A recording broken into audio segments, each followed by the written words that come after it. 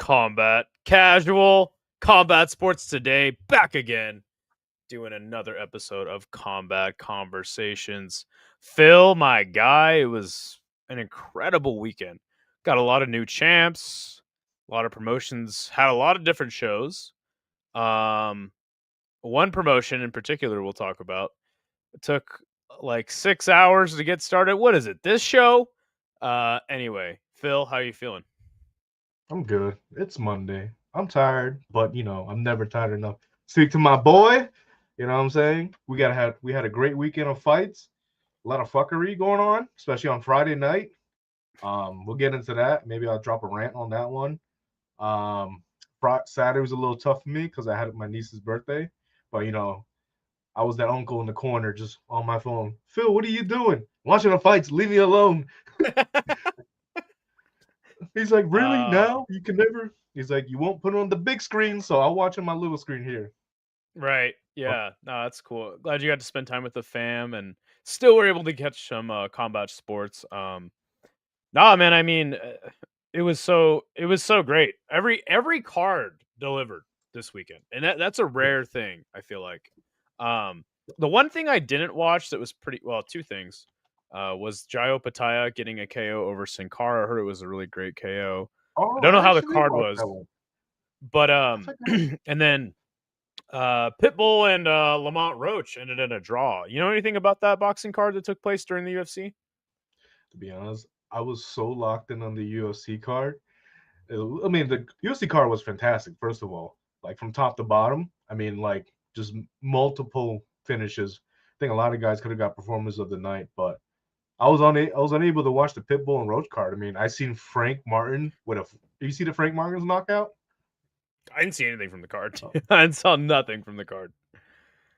So I just caught highlights of the card. So freaking Frank Martin had, I think he had a 6-round KO. People call him the KO of the year. He put this dude out cold, but like, I don't think we should show it just because it was a pay-per-view, so it might get flagged for that shit. I seen that Lamont Roach and was it Pitbull Cruz, right? Is that his last name, Cruz? Yeah. It went to a draw. So Lamont Roach has back-to-back draws. The dude's game, definitely one of the best fighters in this division. Jayo Pataya, I actually did wake up and watch his fight because I saw that he was making his walkout. So you know what? I'll tune in. It's Jayo Pataya. Completely kills the dude. Kills the dude in like the 8th round, I think. Okay. And I think the dude's still in the hospital right now because of that knockout. I saw some report about it. What? Dude. What? I was actually reading it. I saw the KO. Oh, okay. Yeah, okay. Fuck. So that he was originally scheduled to fight this dude. This dude's like, yeah, I want to fight Jayo Pataya. I'm like, nah. I mean, now you did. Now you in the hospital. Oh shit. Yeah, careful what you wish for, man. That dude's a bad man. Yeah, he is a bad man. You think he'll be fighting David Benny next? You were telling me like there ain't really, it's like slim pickings in that division. Who you think is next for him? Should be Zerto, really. I know Benny called out fucking Zerto, but Zerto has the other titles. Jayo Pataya has the other half of the titles. There you go. Make him fight, and there you go. Jayo Pataya is either going to go up to heavyweight, or he's going to fight David Benavidez. Like he said, he's going to move the cruiserweight. I got some flack from some boxing fans. Like, I don't think Benavidez can hang with Opataya. I mean, what? David Benavidez, he cuts weight to like 175. I mean, he's a big dude, but like he ain't Jayo Pataya big. Jayo Pataya cuts at like 200 on the dot. And David Benavidez is the kind of guy that like people always got something to say about him. That he can't hang with these guys. I like David Benavidez. He proves everybody wrong over and over again, man. David Benavidez is a great fighter. No wonder Canelo ducked him for so long. Frank, what's up, brother? He says, yeah, best wishes to that dude. That's insane. Well, let's get into kind of what I was watching over the weekend. First thing I wanted to talk about was Anthony Pettis FC from India. It was amazing. The event was fantastic. I know that you were like, APFC in India. Listen, guys, I got to tell you guys, Indian MMA is fucking lit. It is so fun. It's so good. Dudes are getting finished. having great fights. Shout out to Mishra. She was like 17. I think she had like 2 fights. So put on a banger of a fight, dude. Everybody's been telling me Indian MMA sucks. Everybody's terrible. They can't fucking fight. Dude, the event was fantastic. I had a lot of people from India come in the stream. Super nice people. The guy in the main event, Nanjan, he got a finish. Actually, like a sick knockout. And dude came into my stream like a couple, like I think he came in like a UFC stream or something, Karate Combat, and he was like, Yeah. dude, he's like, thanks for covering the event. I was like, dude, hell yeah, like dude's super nice. So Indians are super nice. They got great MMA. Are they the highest level? Can they compete with the UFC guys? I mean, obviously that hasn't been shown yet. But dude, Indian MMA is sick. Your thoughts on that?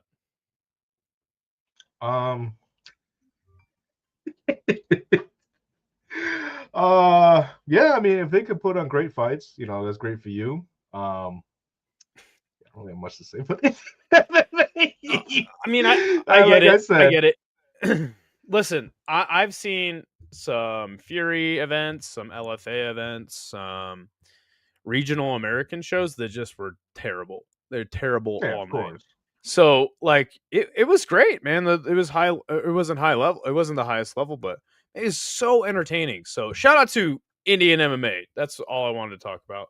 How was the crowd? Off the show. How was the atmosphere of that event? Crowd was lit, dude. It was so lit, and like, a lot of Indians were like in the chat, like talking about how cool it was that like an American promotion came over to India to do an event. So shout out to Anthony Pettis, man. It looked like it was slamming. The crowd looked full, and everything was popping.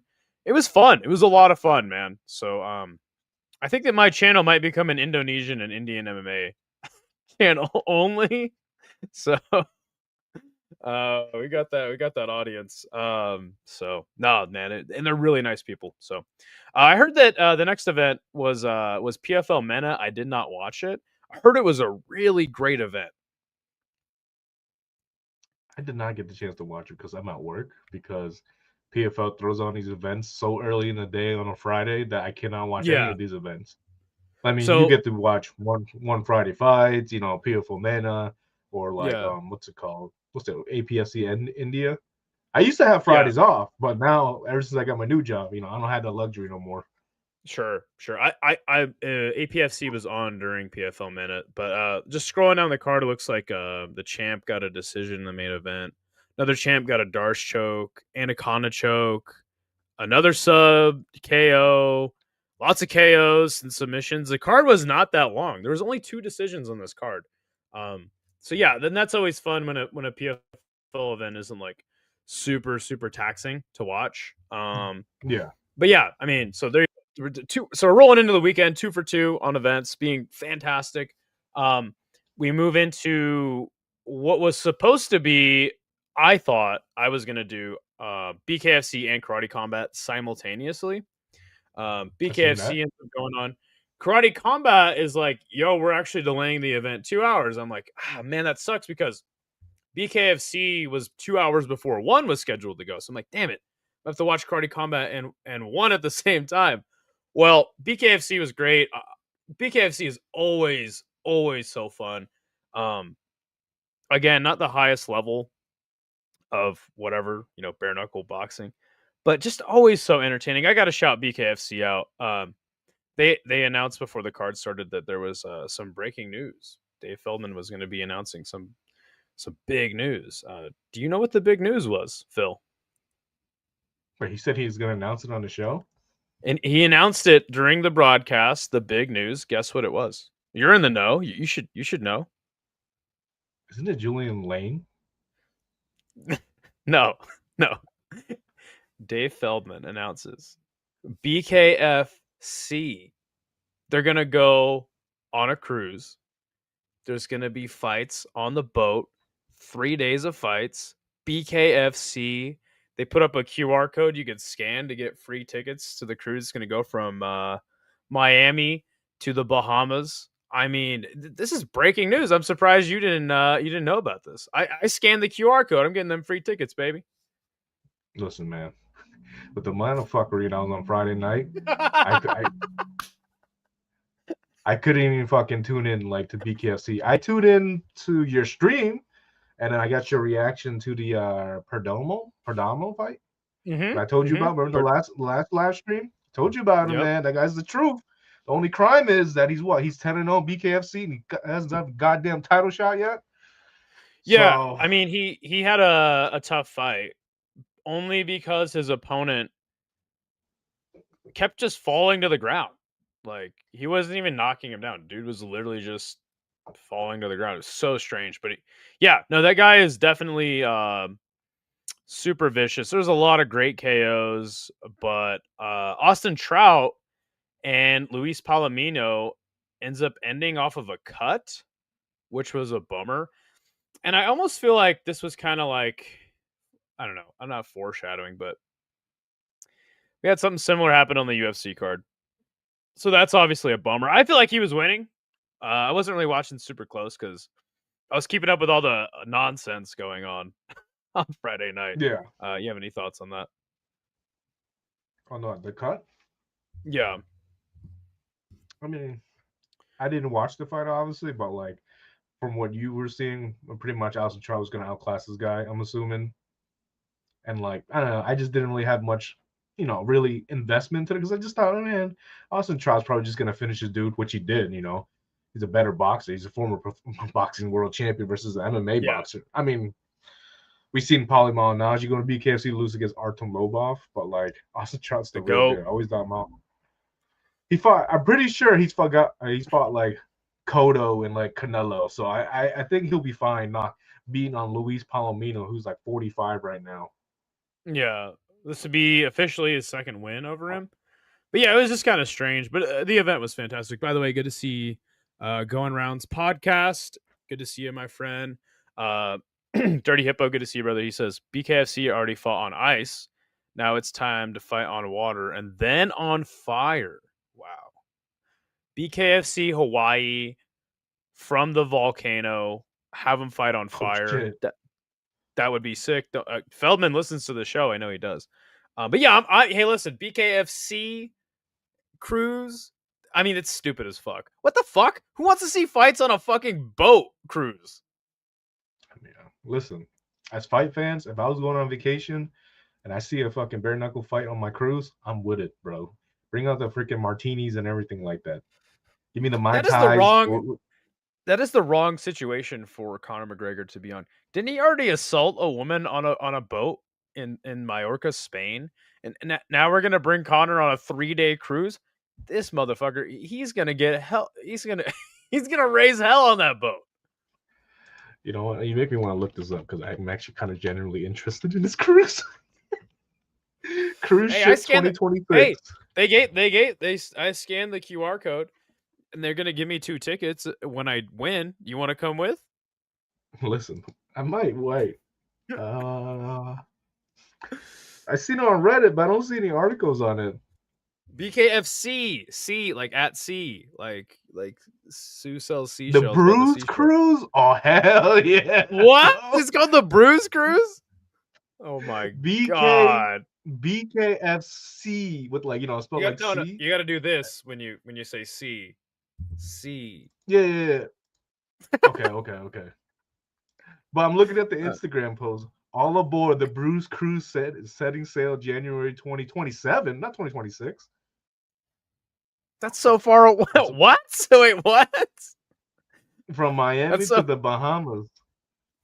Let's go. Norwegian baby. Cruise Line. Win a free cabin on the BKFC Bruise Cruise. Don't scan that. I already did. Listen, me and you are going. Nobody. Yeah, 100%. 100%. There are already plenty. 100% with Conor. No. Hopefully John Jones isn't there. Going Round says there are plenty of them on Carnival cruises already. Plenty of fights. Well, now we got sanctioned bare knuckle fights, baby. Let's go. So yeah, do you really want to be on like a 3-day cruise with a bunch of bare knuckle fighting meatheads getting sloshed? Yes. I hope that Julian Lane shows up. because then he'll fight somebody and say, "Let me bang, bro." Um, Jesus Christ, how fucking dumb is that, though? I mean, seriously, that's like the stupidest thing, and it's not even next year; it's the year after. Like, what? What? Listen, Dave Feldman, he's got a way better connect now that he's teamed up with Connor. Clearly, that dude is insane. I love what Dave Feldman's doing, man. He thinks outside of the box, man. Come on, he's doing BKFC Ice Wars, BKFC Left Way. Now he's doing BKFC. Nice. So, oh shit! You like that? You're doing a knuckle. Damn. All right, that's it. That's the one. BKFC, baby. Wow. See, all right. baby. Feldman is the dude. Feldman is the man. Yeah, I think this is dumb as hell. Anyway, I hope I get to go though. I hope I get those tickets. I'm gonna just sell it, make some money, whatever. I know Dave Feldman has to be a wrestling fan because surprisingly enough, I'm wearing WCW, and they were known for having wrestling events at like the most random areas. So like a wrestling event on a cruise, or a wrestling event on the beach and stuff like that, or like a motorcycle rally. So somebody just showed me Jonata Denise had a fight. I'm sure it was just sparring from he was suspended on a hot air balloon, and then they had an octagon underneath the hot air balloon. I was like, what? Like, what the fuck is that? I guess he did something like that. I didn't know it was actually him, but then I saw it. I'm like, oh shit, that's pretty cool. It looked AI to me. Anyway, so after BKFC, we get that one championship event, which I had watched the whole thing. All I can really remember was the main event, and then Alif and Ondash was a pretty decent fight. Ondash was kind of crying like a baby when he lost. But that main event, dude, that was something else, bro. Baatarkhuu?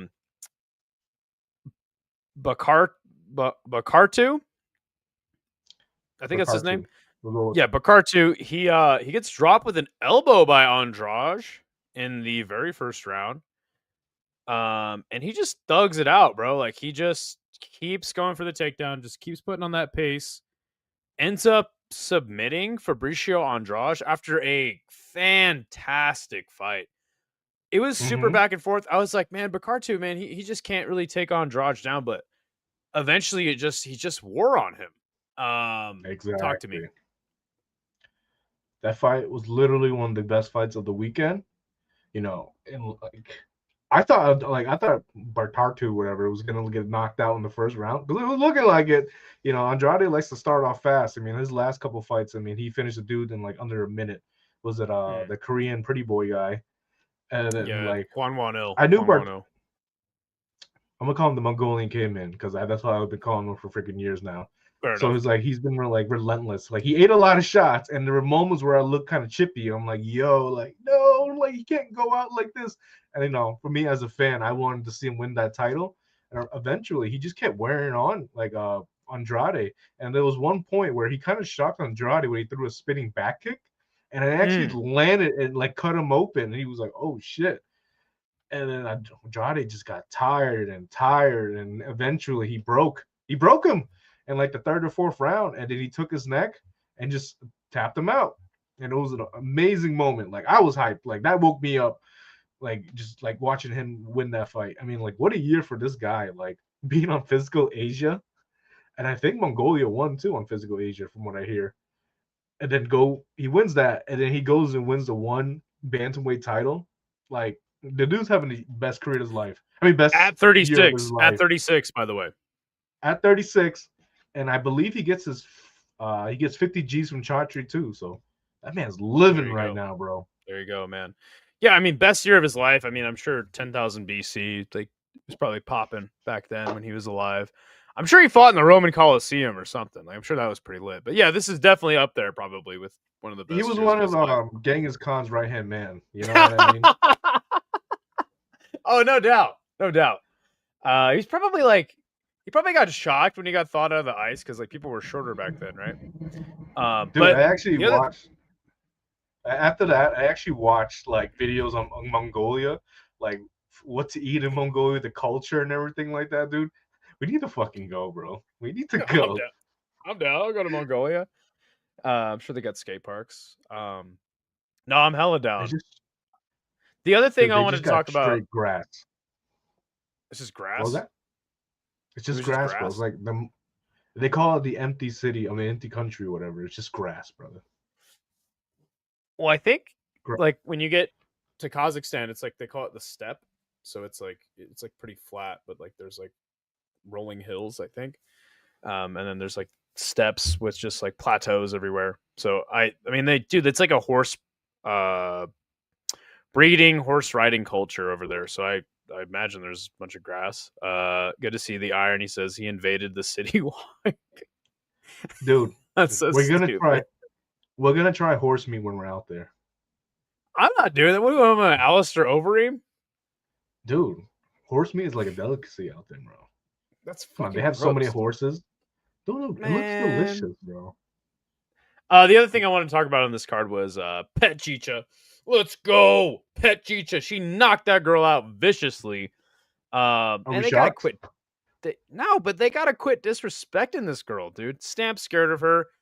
They had Kana Miramoto, the girl who just beat Stamp, was in the Yeah. crowd.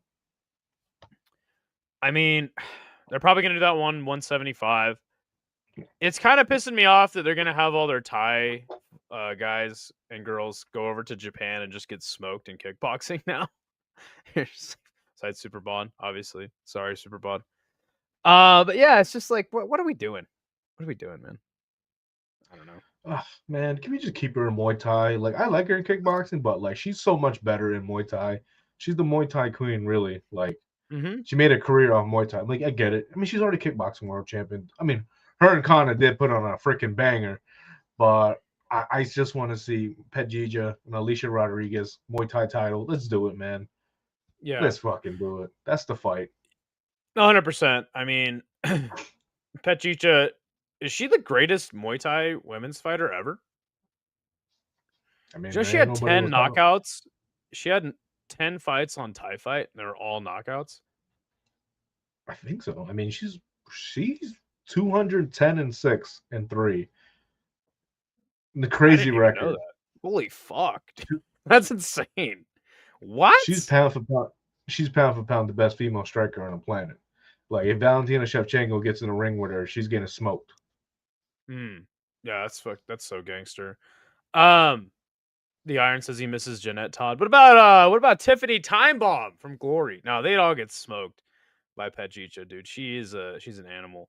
What a So time. yeah, then we're watching one. We're come off BKFC, come off a great day of fights. And like I'm looking at the Karate Combat broadcast, and all of a sudden they're like, oh, they pushed it back to 12:30 Eastern, and I was like, what? And people would tell me in the chat, like, dude, this event ain't happening. They finally do go live at 12:30 Eastern, and the event's good. The event was solid. It was pretty fast paced. There was kind of some weird fights that I thought somebody had won, then they go to an extra round. I don't know how I feel about extra round in Karate Combat anymore. But then I guess that the surprise to me was when Lorenz Larkin ended up getting KO'd Yeah. like that, dude, like so fast. Yeah, that was shocking to me, and it's like, damn, is Wait, Lorenz quick Larkin question. washed? Do you think like the time change really affected the fighters? 100%. Because you go from because that's a 5-hour difference, bro. Like yeah, you telling me definitely had to have. I mean, I think it affected most of the fighters. Like, dude, like if you're sitting there just warming up for like 3-4 hours, I'm like, dude, I'm getting tired, man. These guys aren't like 26, 25. They're like in their late 30s. You know what I mean? Like, not only that, like did they know the event was going to get pushed back 5 hours? You know, you're like, you're ready to go, and then well, like, here's the oh, one crazy more part. hour. Go ahead. I guess they set up the pit the day of the event, and I guess the truck was late. I was like, why are you setting up a pit the day of the event? Like, do you guys always do this? Like, I would do this like 2 days in advance at least. You know what I mean? Like, have my event ready, and then they're in that their last 2 events have been from that warehouse, in Miami. I heard like people in the chat were like saying like they know people that have worked for them and haven't gotten paid. and some of Yes. the people that work for them like haven't gotten paid for months, and I'm like, damn, that's so. I mean, people are saying now that it's just a money laundering scheme. I wouldn't be surprised at this point. Um, yeah, but obviously in your main event, me and Phil, we had a bet, and the bet was that Robelis Despaigne would viciously knock out Smiling Sam, and he wouldn't be smiling anymore. And needless to say, I made $10. Phil lost 10. What you think about that? He did get viciously KO'd, but like he didn't need to get viciously KO'd because the dude was already done. Like when he got dropped and he fell backwards, and the ref's like, "Oh, you can still go. All right, go." Gets dropped again. Someone ground and pound. I'm like, all right, I'm calling. I would have called the fight. Like, you're done, brother. Yeah. And the ref's like, and then Robelis Despaigne just looking at him like, dude, he's done, bro. And head kicks him to the shadow realm, and he's just out on the freaking pit wall. I'm like, honestly, he didn't need to go out like that, bro. Like, it was honestly horrendous refereeing in that fight. Props to you. I thought Sam Alvey had a better chance. I would say the time rigged everything, but Robelis is Cuban, so they stay up late all the time. What? So what? Yeah. Are we wait? So Miami lifestyle get you up late. Hold on. Are you telling Anyways, me you think the decision was rigged? No, I'm just kidding. It wasn't rigged. If it was rigged, then Sam Alvey would have won. But oh well, yeah, you know what? I don't give a fuck if the decision was rigged. I don't give a fuck if the decision's rigged. When you said that, I saw the video coming. But yeah. No, listen. In the moment, when he got dropped the first time, I was like, oh no. I was like, no, don't stop it. Don't stop it. Like, I want to see Sam slumped over. I had this sleep deprived, depraved look in my eye, and I was like, come on. And then, Robelis hits him with that head kick, and I was like, let's go. I was like, yeah, I was celebrating. But now I feel bad. I'm like, you know what? That was definitely fucked up. That was fucked up. There was no need for him to fucking go out like that. He was going to win, right? But like the ref kind of committed murder on live television. Somebody was like telling me, they were in my chat, they were like, the ref wanted Robelis to get slept more than you did. Dude, it was I mean, Karate Comment we all knew that Robelis was gonna eventually get that title shot, the way they was building him up. Now it's kind of like, who's next? Chris Barnett, Robelis Despaigne. Oh man, that's sad as hell. Chris Barnett did get he fought a man that looked exactly like him. He fought his doppelganger, but like the white version. It was like, and they were both like shaved head, beard. I was like, what the hell? Here's the thing, dude. That dude didn't even get knocked out. Really, he was so fucked up because Chris Barnett just fell on top of him and he crushed his head on the mat. And he's like, "Oh shit!" I was like, "Yo, oh my god!" I had to look back at it. I'm like, "Yo, he got knocked out by his stomach." It counts. Holy Butterbean should have used that technique, dude. It was... but yeah, I mean, Karate Combat, man. I think that the bigger. Obviously, the show started late. It's bad, but I think that like fans are now going to be losing confidence in them. Also, like, shout out to all those weirdos in Miami that stayed up till 3 a.m. to watch Sam Alvey get sacrificed. Like, I guess, but like, I think this is going to hurt their stock, just like with the public. And then honestly, like, I don't even have confidence they'll be around much longer at this point. I mean, if you look at the production of the show, right? I'm pretty vocal about it. Ooh, sorry. They would have like they used to have the LED lights and everything like that, the cool entrances and everything, and then and it gets worse and worse and worse. Like, dude, like when I saw the entrances, dude, like it did not look cool at all. It just looked like you said, like in a warehouse. Like this looks just as bad as Glory Underground. Yeah, and like 100%. And the fact that you have your event pushed back so late, like especially when your better events too, like we all knew we want to see Robelis and Sam Alvey because it was going to happen regardless. And you put a solid undercard. Chris Barnett's on the card. People are going to watch Chris Barnett regardless. You could have stole the show for Friday night, but horrible refereeing, which is not Casey's fault, but like the production being late, and then all the reports of them not paying their production people and everything. Yeah, it's gonna. I'll be surprised if it lasts at the end of 2026. Yeah, I mean, I would be.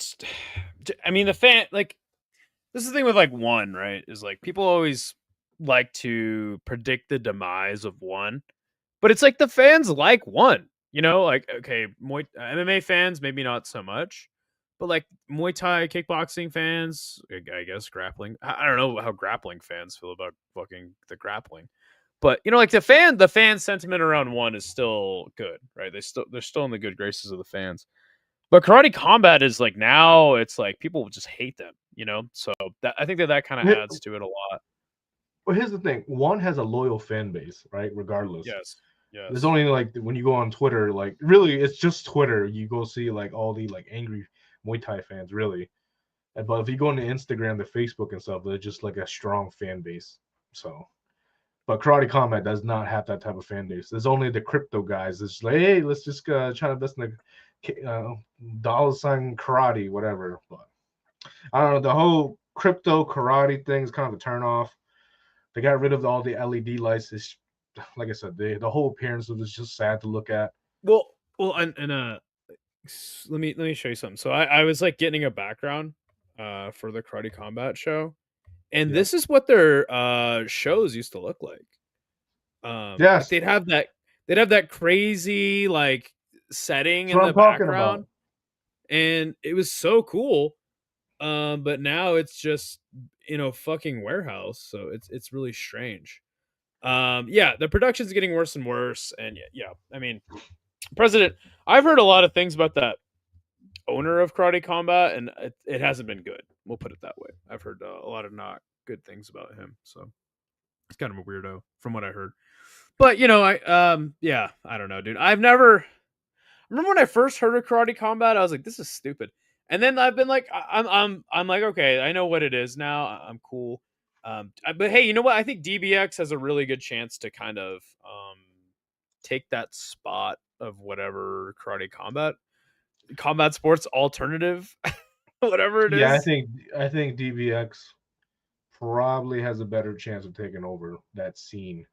Mm-hmm. You know, that Miami scene, especially because they like to run events in Miami. So yep. And they had some people that are in the fight industry that understand how things work. So sure. I feel like with Casey, they kind of jumped the gun too much. You know what I mean?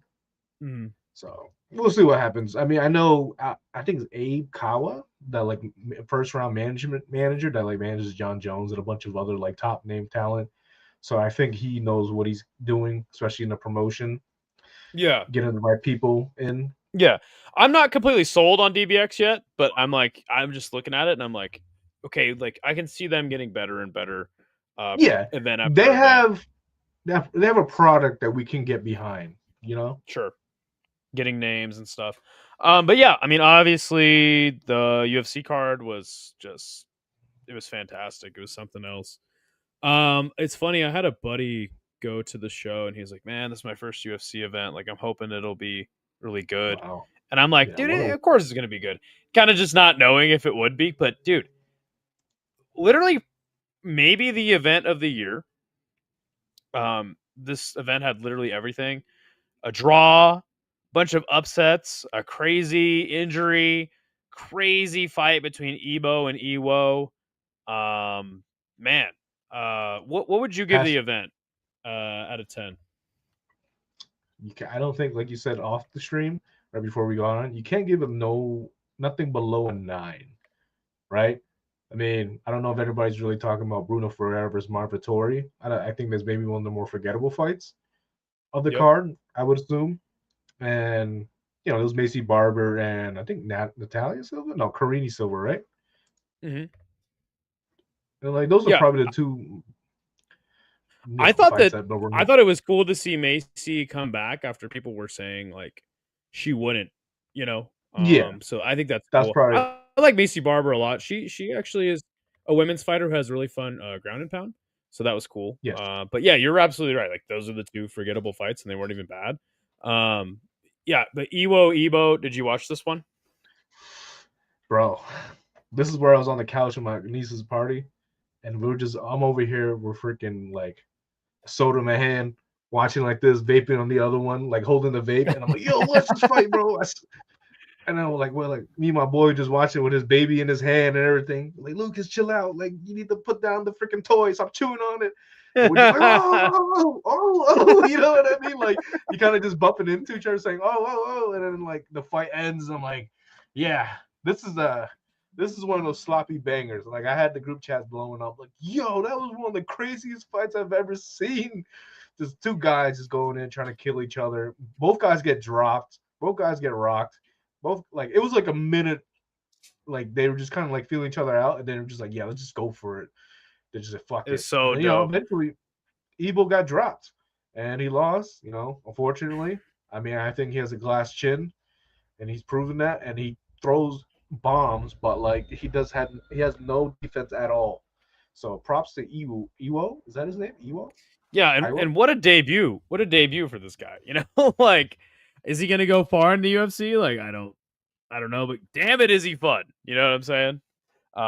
Some people were saying like this is peak MMA. I don't agree with that. It was a great fight. It was so fun. But I'm like, dude, I see like shit like this like on One Friday Fights, like at least once an event, you know? Like, so I guess I'm a little salty. Listen, I watched APFC on Friday morning, all right? It's like I'm just kidding. But yeah, no, sick fight. Obviously Edson Barboza gets finished by Jalen Turner and he goes out sad. I'm not completely sold on Jalen Turner being back, obviously after retirement, but hey, he got it done. He did the damn thing.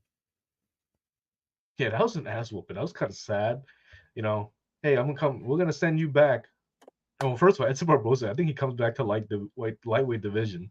So yeah, we're gonna give you like a rejuvenated Jalen Turner who finally has his head clear, and he's ready. He's kind of like in close to his prime age, so maybe he's like ready to reset his mind and become a killer again. And he gets absolutely disposed in the first round. That was pretty easy. My buddy texted me, "What do you like, the over on this fight?" I'm like, "Nah, bro, put the fucking under in this fight because Jalen Turner is gonna absolutely murk this old man," which he did. He came out of retirement. He came out to put somebody in retirement. So, right. Yeah, I'm not sold on Jalen Turner yet. He has the skills and potential to go far, but mentally, is he there? We'll find out in a couple fights. Yeah, I'm actually gonna pull up so I do a matchmaking show every Sunday after the card. Looks like I got him against Chris Padilla next. That's not a bad fight at all. I like Chris Padilla. Yeah, give him a guy on the way up, some other guy trying to crack into the rankings, and I think that's what's next for him. I like that matchup. I like Chris Padilla. I think Jalen Turner might win that one, to be honest. It's the right fight though, I feel like. Because it's like, yo, no more easy fights. Like you got Edson, that's an easy fight. No more layups. Let's put you right in the mix with up and comers. Let's go. Let's see. I want to talk about the Faraz Ziam fight. Okay, I'll just mention this one real quick. Super boring fight. Vettori, I think I can finally say, is losing a step. He might be trash now. Bruno Ferreira didn't look great either. He did miss weight, but he does end up getting the win. A lot of people were saying that like Bruno would knock out Marvin. I'm like, dude, what? Like Marvin has an iron chin. That's one thing you can't take away from him. But yeah, not a great fight. I think what's next for Marvin Vettori. Okay, I'll put my quick thoughts on Marvin Vettori. Yeah. Yeah, so like, I think it's time for UFC to move on from him. Like he's not put any exciting fights up. He's been getting his ass whooped. He's still 32.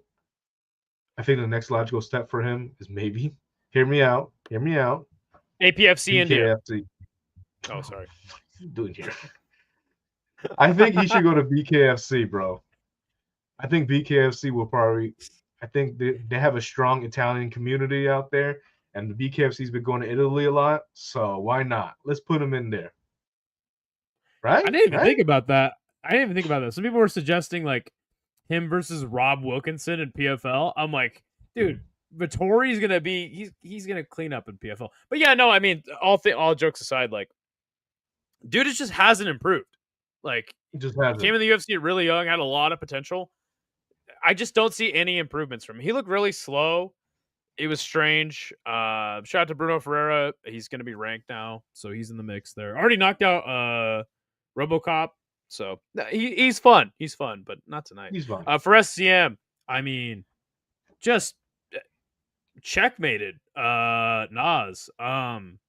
Beat him on the feet, kept his distance, took him down, beat him in the grappling. I always forget for SCM has really good grappling because like he's known as like a kickboxer, but then he's got this sick grappling. He hits him with that elbow. Like, it's funny, he was kind of controlling the fight, and then like the round's winding down, and he kind of just disengages after having Nas on the ground. It just hits him with a hellacious elbow, rocks him, gets another one, gets the stoppage. What do you think about the fight? I thought this was an easy pick. I thought Ziam's gonna finish Nazim. I thought it was gonna be like maybe third round, kind of later round. I mean, it was gonna get into the third round, but like that elbow was vicious, bro. That was one of the sickest elbows. I always said it to myself, like if I had somebody the way Nazim was positioned, I would throw an elbow. You know, some guys want to throw a knee, but you can't, obviously. Yeah. But like I always thought an elbow would be just catch him right there, and he did, and it was incredible. And you know, he's gonna get a top 15 next. Yeah, I have him. Oh, I have him against Manuel Torres. And that was because a lot of the chat was disagreeing with me. I said he should fight someone in the rankings. But they said, no, he needs one more. I'm like, dude, this guy's really good. I'm really high on ZM personally. I wouldn't mind if he got a ranked opponent, but yeah, the chat did decide on Manuel Torres next for him, which I think would be a fun fight as well. So yeah, no, this guy, and here's a guy improving, right? 28 years old, dude's rad. He's got a lot of skills too. Macy Barber comes back. People were saying she has like a seizure disorder and she would definitely lose this fight, but I was like, dude, Macy Barber's good. One of the most fun women, I think, in the UFC. Great ground and pound for Macy. She gets the dub over Karine Silva. Duncan This fight was and incredible. Terrence McKinney, dude. Oh my gosh, like I picked Duncan. I'm like, Duncan first round KO. Absolutely. McKinney comes out though, and he hurts Chris Duncan, and he's backing him up, and he's throwing just everything and the kitchen sink at Chris Duncan. But Terrence McKinney has like 1 minute of cardio, and then Chris Duncan comes back, hurts him, pulls off that Anaconda. Such a sick fight, dude. Terrence McKinney. One thing you can't say about this dude, he might not be very good. Heading into this fight, he had won 4 out of his last 5, but the one that he lost was that head kick to Esteban Ribovic. So I kind of forgot that like he was actually on a decent winning streak. He's always in a fun fight, dude. You can't hate Terrence McKinney. But yeah, your thoughts on the fight? He hasn't seen the first round. I mean, he hasn't gone past the first round since 2023. But Wow. The thing with Karen, there's people that says I'm coming to fight and I'm coming to kill you, killed or be killed. Terrence McKinney is a definition of that. And shout out to Chris Duncan for for saying I'm down to throw down too. Some guys like to say they want to throw down and they shoot for a takedown and hold you there. But Terrence McKinney, Chris Duncan, 2 guys that live by the sword, die by the sword. So shout out to Chris Duncan. I think he deserves top 15. I wouldn't even mind Chris Duncan versus Faraz Ziam, whatever his last name is. Really, you think he deserves top 15? Interesting. Why not, dude? I matched him dude's up been with putting Tom. on bangers. I matched him up with Tom Nolan. The dude's won 4 straight fights. I mean, he's lost against Manuel Torres. A lot of these guys, to be honest, I'm ready to issue in the new lightweights in the top 15 already. It's been a long time. It's been a long time, right? Like, yeah, it's like who's really the top guy? Like, it's just Patty Pimblett, and then who else is after like him? It's time to put these guys into the top 15. Let's get them in. You know what I mean? BSD, like, I guess.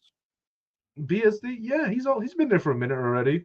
But like we need more. Like there's still guys that's holding on to their rankings. Yeah, Benil, Hanato, Dan Hooker.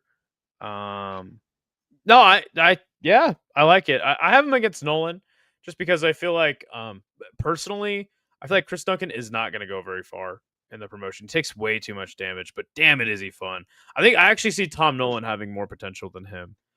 So that was how I matched him up.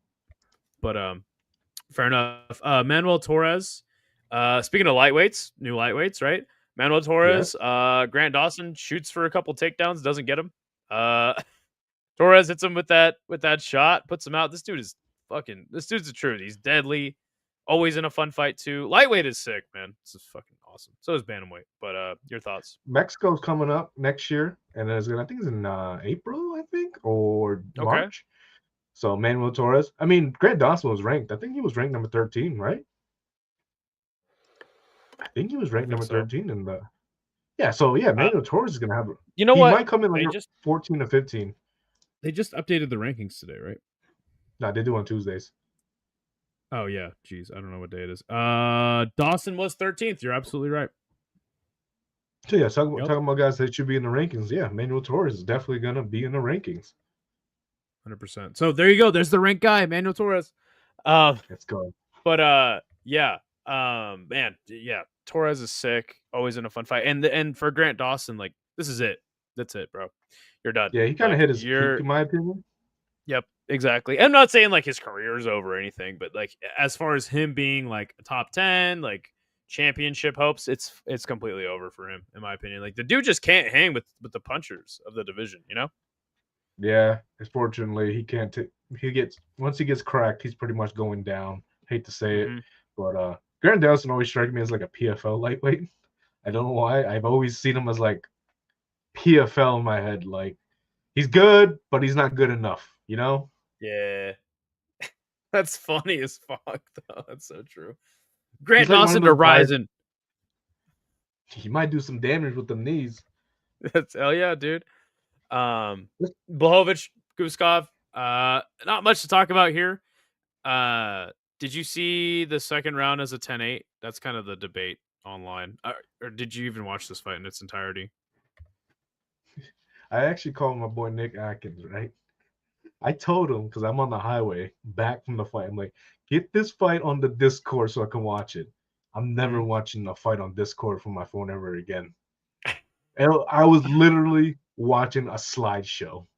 It looked just like a slideshow, bro. It was just seeing like clips of the fight.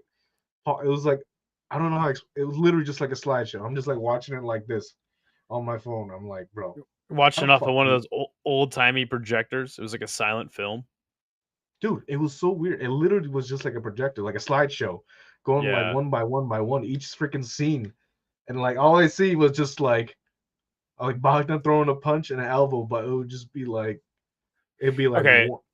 So Blachowicz walks out, and Anik's like, "Oh, he just had shoulder surgery. Is not even lifting weights because his right arm is not functional." And I'm like, "What?" So he doesn't even throw like his right hand all first round. I thought they could have went to either guy. It was a pretty nothing round. Second round, Bogdan hurts. Blachowicz lands a big flurry on the ground. I didn't think it was a 10-8, but I also was like, maybe they'll judge it a 10-8. Whatever. Third round, Blachowicz comes back and wins. So they had it. Two judges had it for Blachowicz 1 and 3. And then 10-8 for Guskov in the second. So that's enough to get a draw. And I mean, it's like, what do we do? Like, Blachowicz can't even use his fucking right hand, and he gets a draw again. It's so hard to look good against him. Guskov, I guess, nearly got the finish, but it's just like, I know he's Blachowicz, but it's like, dude, you can't even finish a one-arm fighter. I don't know, man. It's weird. It's weird. Maybe the stock has gone down for Bogdan. I have him against Johnny Walker next. I don't think they want to fight each other because Bogdan trains with his brother. Okay, fair enough. I didn't know that. They were scheduled to fight, but a little fishy. One of them pulled out, so yeah. something like that. I mean, just yeah. I mean, he's in the rankings, so whatever. Blachowicz, though, like I don't know. He's got to get right, bro. Because why is he fighting with one arm? Why is the UFC booking dudes with one arm? You know, To whatever. be honest, I'll move on from Blachowicz, like former UFC champion, but I think it's time for Blachowicz to go back to KSW. That would be sick. That would actually be sick as fuck. Because like He done what he you saw Phil DeFree go over to KSW. Now you have certain people calling him the best lightweight or heavyweight on the planet. You know, so I think that'd be a really good send off for the end of Blachowicz's career. Can you imagine that, dude? The crowds would be packed out for that dude. Yeah, I think he's done what all he can do in the UFC, and I think he's 42. Like, let's just get him the last hoorah in freaking KSW. Do him and Muhammad Khalidov. Ooh, that would be really sick, dude. 2 KSW legends. End it off right there in a stadium, because they're not doing a stadium from Jan Blachowicz. A stadium with Jan Blachowicz, Muhammad Khalidov in the main event of like KSW Coliseum 4 or whatever will sell out the stadium. And that's how you end your career. Both of the fighters, guys. It's a great idea. Peyton Talbot gets the dub over Henry Cejudo. Peyton Talbot's good, man. He's really good. It was really cool to see Henry's like last ride. People hate Henry Cejudo. I never minded him. I always thought he was solid. His worst move was retiring after the Dominic Cruz victory. You know, and I questioned that, but I also kind of understood it. Man, Henry gets hurt in this fight. He gets taken down. Not able to do much to Peyton Talbot, but put up a fight, dude. I saw him get hurt to the body, and kind of like instead of backing down, he just swung, dude. He fought his ass off in this fight, and it just was not enough to beat Peyton Talbot. I think this is the right send off for him. You know, when he retired, you know, it was kind of sudden. Like nobody really cared. Like they did get care, but it's like, why would you retire now? You're in your prime. I think everybody just kind of knew like he was gonna be right back. Yeah, everybody kind of knew. Like, oh, you know, Uncle Dana's not gonna pay me, da da da. And then he comes back like, what, 3-4 years later? He has like a close fight against what's his name? Wait, no, did he come in right into a fight? I think he came right into a title fight, right? Against Aljamain Sterling, right? I think so. Or something like that. And then, yeah, you know, he had a close fight. You know, could have gone either way, really. And, you know, he was barking a lot, you know, saying he's going to beat Aljo. Then he's going to move up and fight Volk, become C4. You know, all that didn't happen. So, man, if Henry Cejudo just didn't retire against Dominic Cruz after, he possibly could have defended the title more and then gone up and fought for the featherweight title. But, you know. Yeah. He's gonna be a what if in MMA, really. I think he's still like got to be put up there as like one of the top 30 guys ever. Certainly one of the best bantamweights. I mean, what do you think? How will you remember Henry Cejudo? I remember Henry Cejudo being the one that dethroned Mighty Mouse in a close fight, an amazing fight. I remember back in the day when I said that this was before like I was really on Twitter and stuff. Like this is when you just tell your homies, really. I'm like, yeah, Henry Cejudo's gonna be that guy to dethrone Mighty Mouse. When they fought the first time, before they fought the first time, I was like, yeah, this is the night. This is the night he wins, and he gets fucking smoked in the first round. And then everybody's like, dude, you know, everybody makes fun of you, you know, with your dumbass picks. And I still to that day, I was like, dude, I'm telling you, let him get a couple more wins in. He'll bounce back. And he did. He got the win, became champ, and I was happy for him. And then became Triple C, and I'm like, all right, bro, like you kind of fucked it up for me now. But go ahead. I mean, I get it. You think he was cringy, and you weren't a big fan of him after that?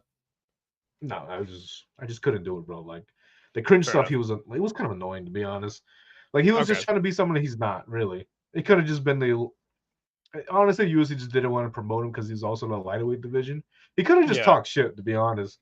Like he got his title fight against TJ Dillashaw or whatever, and you know, and kind of just gone from there. Kind of just been a villain, but he was too cringy at it, and he embraced the cringe, and he didn't get the fan base that he thought he would grab.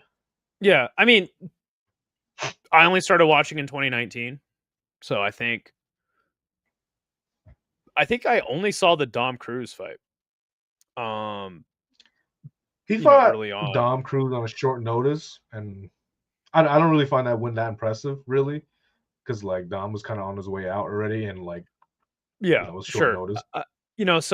I'm like, from my perspective, I'm like, I never really minded or thought that Cejudo was like annoying, but I didn't see a lot of it. So, fair enough. But no, great champion, double champ, one of the few in UFC history. So I think he should be remembered fondly, personally. But Yeah, he maybe should he's be. with some of the fans. But Peyton Talbot, man, getting better. It's tough to rate this win for me though, because it's like, God, Duva's on the way out. They want to push Talbot. Do you think, like, obviously, I don't know. It's weird. Obviously, they're gonna do Tyra. Tyra's in Well, flyweight. oh yeah, my apologies. Obviously they're gonna do. I don't know what they're gonna do for Merab, but do you think he might get the next title shot? Merab? I don't know if they're gonna run it right back, but do you think maybe one more win he gets the title shot?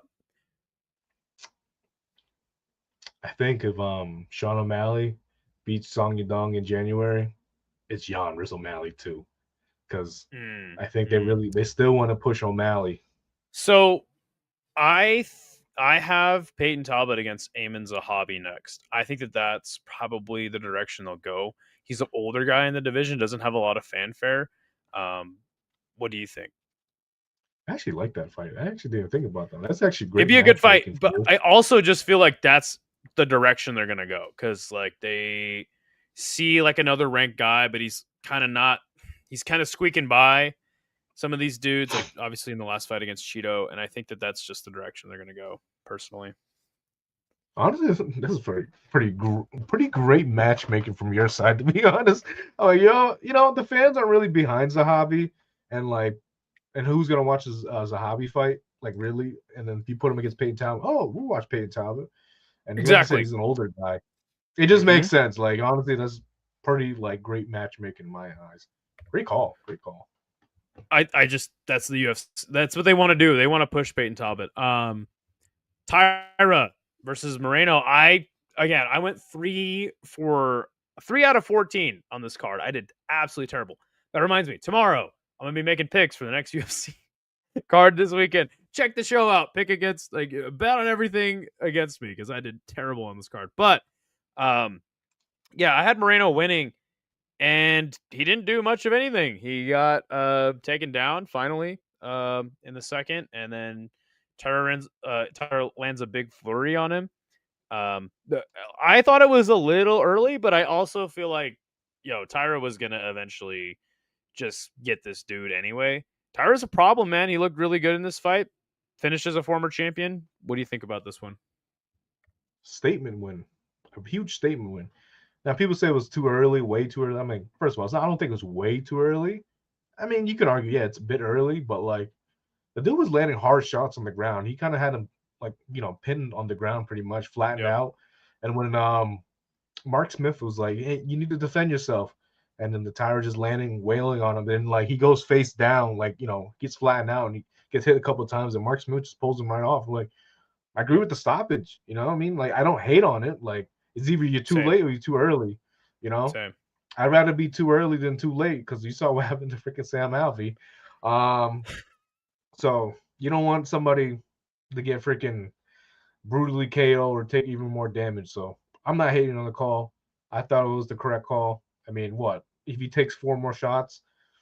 Does it really make a difference? I'd rather have taken 4 less shots. So props to Tyra.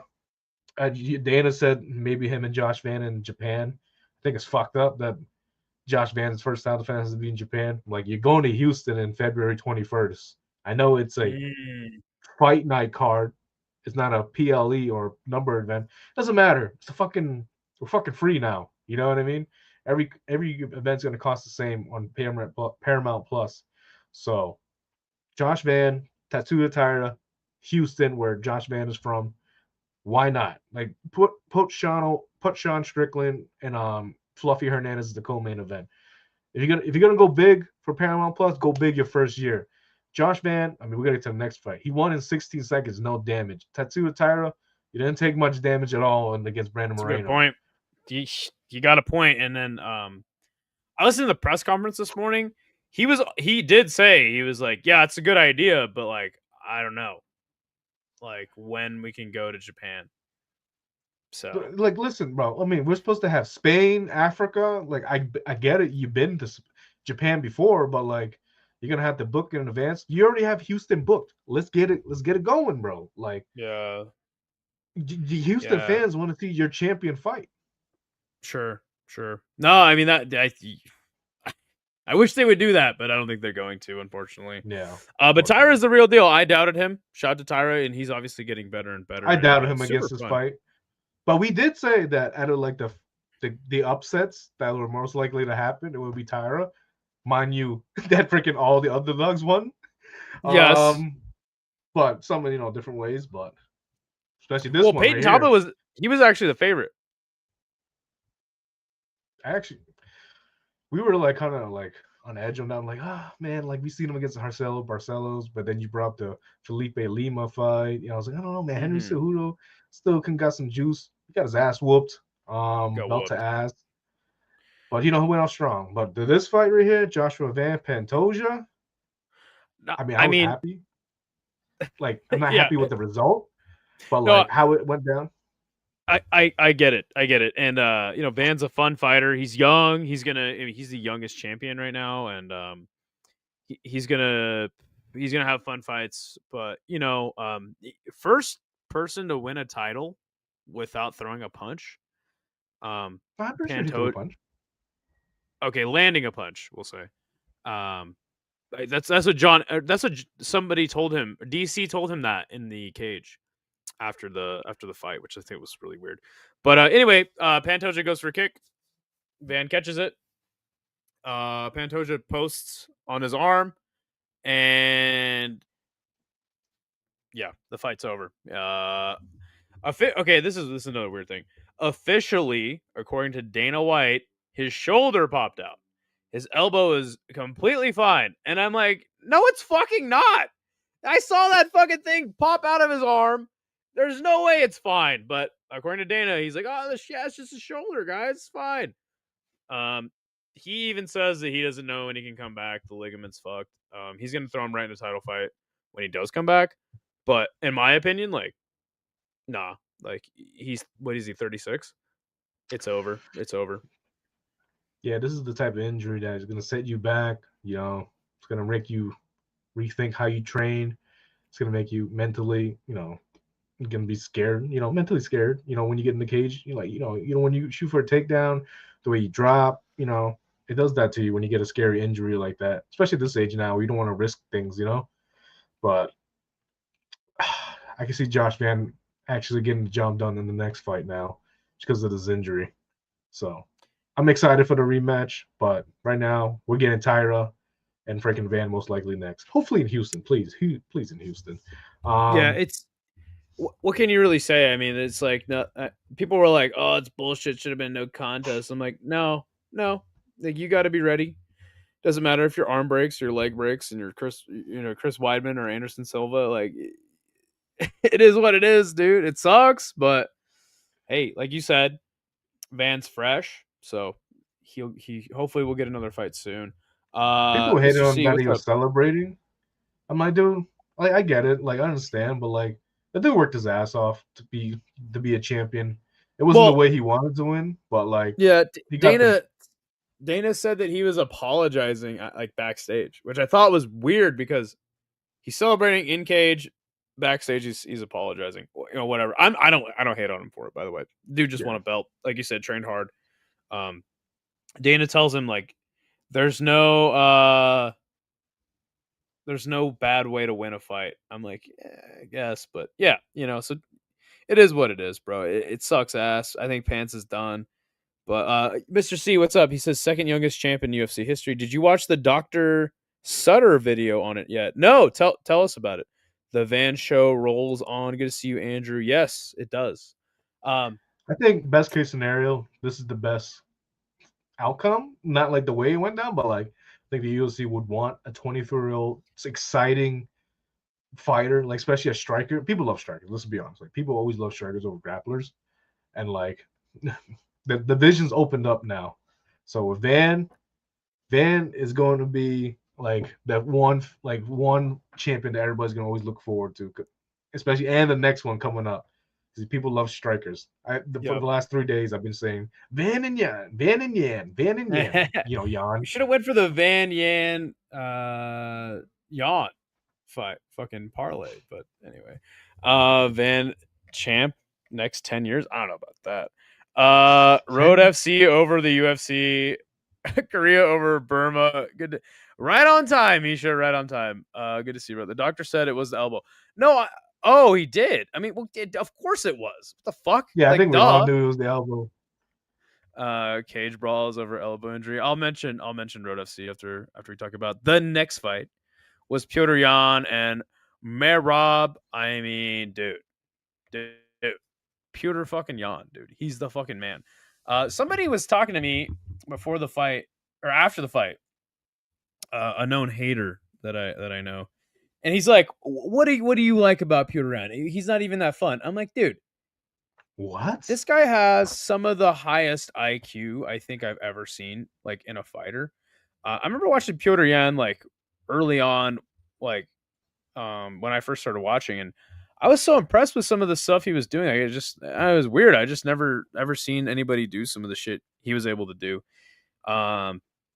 After the way that their first fight went, I think everybody was like, "Oh, Merab just beats this dude," but apparently he was injured in that one. Dude, Petr Yan, man, like he puts it on Merab. Talk to me. Beat the shit out of him, to be honest.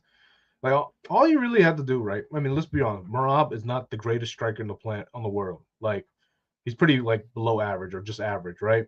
The only reason why his striking looks good is because guys are like scared to for his takedowns and his cardio, because he always his cardio is his main weapon, really, and then his takedowns is always a threat, and then his striking is probably his weakest weapon.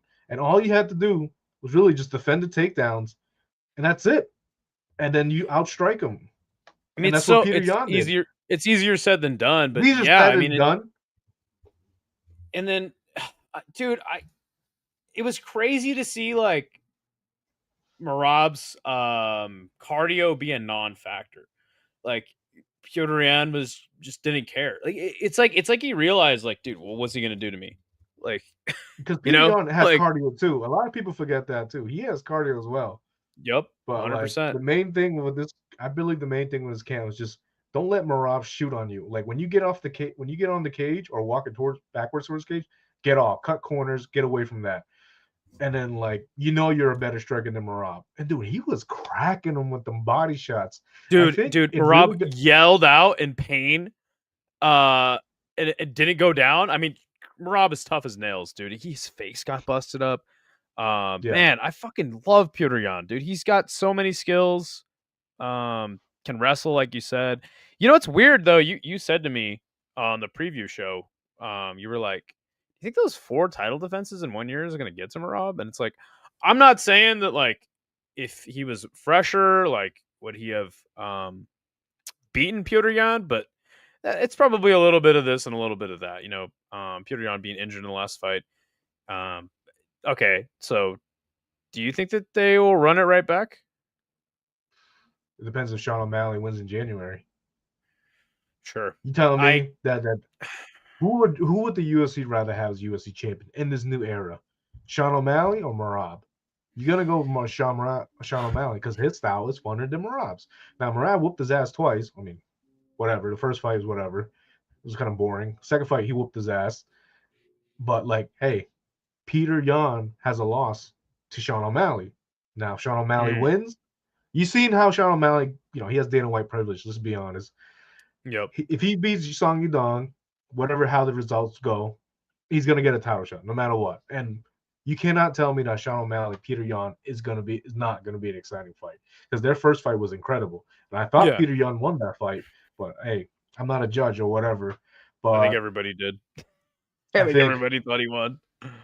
Yeah, I think summertime, or maybe like close to summer, like maybe May or June, depending how Sean O'Malley feels. They're gonna do O'Malley, Yan 2, and maybe, hear me out, Merab and Umar 2. because I think there's a lot of bad blood between them. I think they would love to have Umar as champ too. The thing is, like, I don't think they should run it back. I'm never a fan of like champs getting instant title matches when they got their ass whooped personally. But exactly, he got his ass whooped. Like, if it was like a split decision or like a 48-47 across all three judges, you can make a case. But like, he got his ass whooped. I had it 50-45. Petr Yan. Like, that's like, the fight wasn't even close to me. And then in the fifth round, he got his ass whooped. But two judges gave it and then he took 2 rounds down to Merab, which I was like, no, one judge. Yeah, dude, the takedowns didn't mean anything. Like, Petr Yan was right back up to his feet, dude. He fought the perfect fight. It was awesome, dude. It was so fucking cool to see, dude. Just something I didn't expect. So yeah, this card was sick as fuck, man. It's crazy. It was definitely one of the best pay-per-views of the year. Definitely one of the best ones I remember. I just sucked that Van and Pantoja had to end like that. But like the results I wanted, I got it, because we got striking champions again, like Merab and Pantoja, grapplers. We already had enough grapplers with Islam and freaking Khamzat, you know what I mean? It's like now we have Topuria. Alex Pereira. Yep. Joshua Van, Petr Yan. Dude, this is Tom Aspinall, man. All striking champions. Like, bro, we're eating good next year, bro. I don't care, bro. Like, I love it. Volka's champion again. I think no. Okay, like so only one champ right now. Well, you're left with the sports coming back. You said. I'm sick you're looking for the sports coming back. Yeah, for me. Sorry, you're like lagging on my side. That's why I haven't said anything. No, no worries. No worries, brother. So only one champion has a title defense, and that's Valentino. Isn't that crazy? Really? Valentino? Holy shit. Wait. Nah, you're right. Holy shit. Yeah. Isn't that weird? Holy shit. Look, listen. So I did terrible on this card. My predictions sucked, but I love it when my predictions suck. I love it when the sport teaches me something. Like, you think you know shit? You don't know shit. So I like this new, like, exciting era where we're going to Paramount and we got a bunch of new champs. Like, I think it's cool as fuck, man. People are always gonna complain about the UFC, but at the end of the day, like, UFC gonna UFC. But yeah, no, we're rolling. We're rolling right now. So lastly, there was Road FC an hour after the UFC stopped. Also, there was Deep, which was sick as fuck. You're a champ. What? I said you're a champ for doing all the streams. Yeah, so Road FC was sick. I gotta quickly just mention that there was a brawl in the cage. Don't understand what's happening because everyone's speaking Korean. But yeah, like, dude wins. The champ comes in, throws a water bottle at him, and then pushes him, and then punches him, and they get into like a full on brawl. It was crazy. But I gotta talk about Seo Kyung-ko versus a man named Kim. Two of the fattest people I've ever seen fight. One guy was fat but very short. The other guy was fat but very tall. And the fat short guy was swinging. He was swinging like crazy. It just never did anything. It was like fighting Majin Buu. Remember when they fought Majin Buu and they punched him and it just like his hand got absorbed? Like nothing happened. And then like the dude runs out of cardio.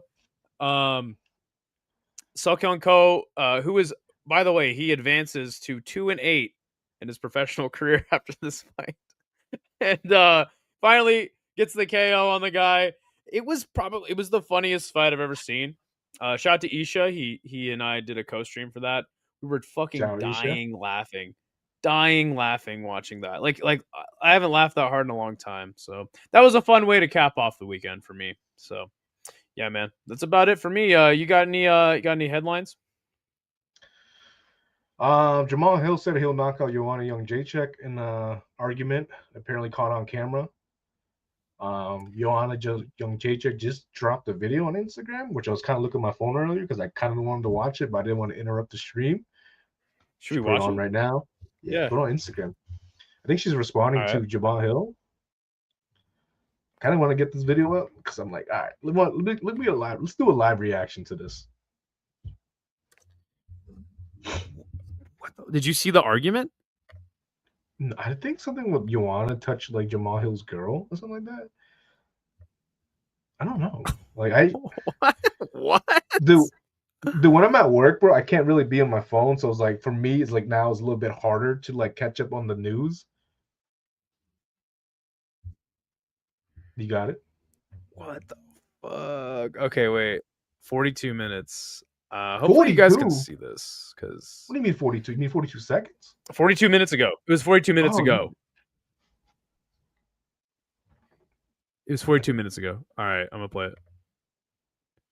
Hard to earn my reputation, and I'm embarrassed to be in this situation. But when somebody uses my name falsely without any basis in truth, I will always stand up for myself, and for that, I do not deserve to be threatened. I am mindful that I am a strong, capable woman who has the benefit of a lifetime of self-defense training. I have a platform and resources that most women don't have. So I empathize with the women who are disrespected and threatened and lack the power and means to stand up for themselves and to stand up for the truth. I expect more from the society.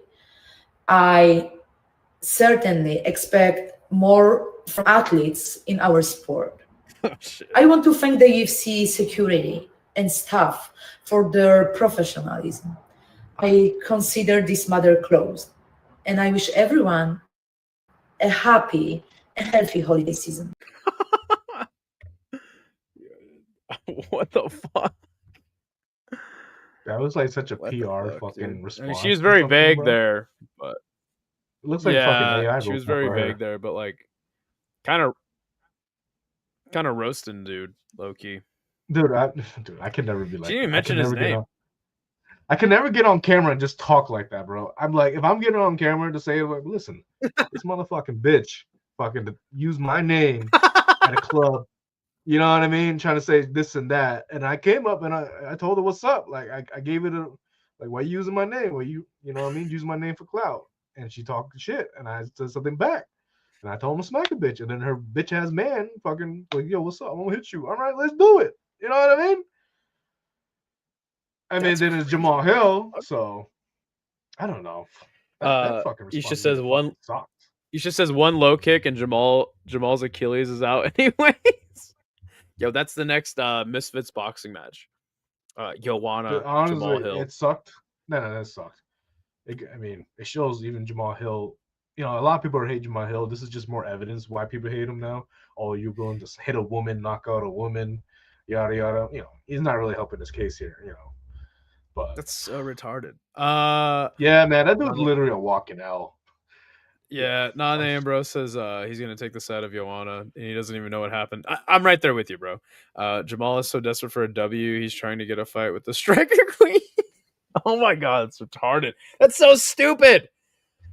If they would have had a video of them just arguing and nothing crazy was said, you know, I think you know there's more room for for both sides, but like it's kind of closing on one side when you have Jamal Hill saying, "I will knock you out." I'm like, all right, bro. Like, let's see what the UFC says. You know, they ain't gonna do shit.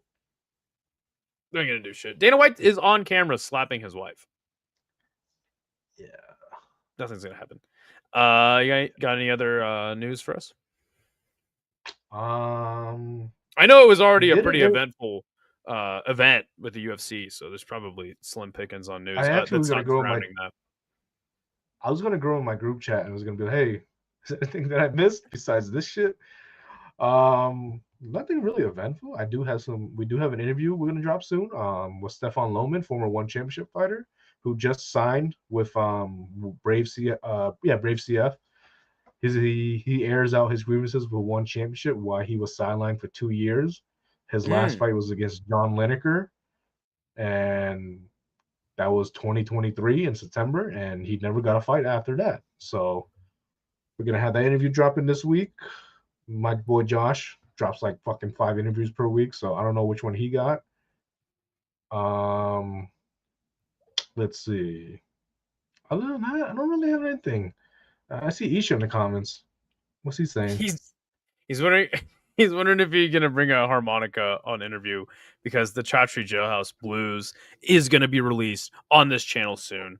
So no, that's sick. That's awesome. I'll be checking that out because I kind of want to hear why some of these fighters are saying they're getting sidelined by one. That's actually something I would want to hear. Yeah, I'm gonna be doing a pick show tomorrow and hopefully setting up some streams. I'm gonna try to drop another video this week. I see you working on a video. Yeah, it'll either be on Tension or Smilla Sundell. So confused. Phil's confused face was unreal. I told him about the Chautry Jailhouse Blues. So anyway, all right, guys. Well, all right, go for it. Go for it. I fucking hate wrestling, so I was trying to fucking skip past it. But go ahead. Well, it falls in line with MMA too. You got idiot promoters who don't know what they're doing. It is. It's just idiot. I'm sorry. Promoters. Go ahead. I fucking hate wrestling. But go ahead. Well, like if you look at like the great promotions we had back in the day, Bellator, Pride, and stuff like that. They had such great product, and they just fuck it up. Strikeforce got sold, to be honest, so it's not really their fault. So sure, okay. But like this was a great product right here, WCW. It whooped WWE's ass back in the '90s, right? And Pride whooped UFC's ass back in the day, and then something happened. You get a little carried away. It sucks, man. It sucks.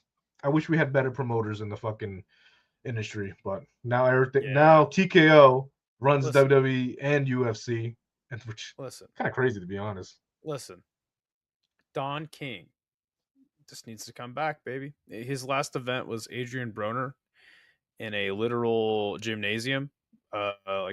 So Don King, bring Don King back, bro. Don King. Telling you, that fucking guy. You know how to promote fights, dude. Say what you want. Let's call it then. I'm hungry. Let's go. I'm gonna All right, brother. All right, brother. Well, I appreciate you. Catch us every Monday-ish. Sunday, Monday.